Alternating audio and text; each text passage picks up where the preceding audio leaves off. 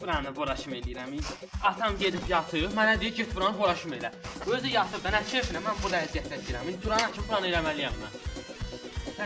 İşte öyle, yorulmuşam ben.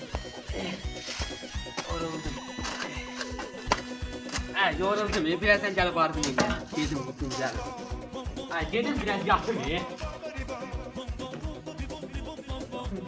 Yoruldum. 5-10 dəqiqə yatım, gedim işimi görüm.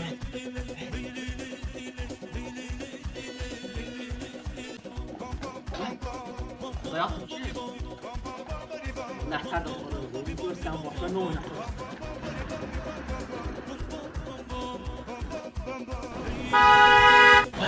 O neydi? Abi buraya! Bilmedim, bilmedim.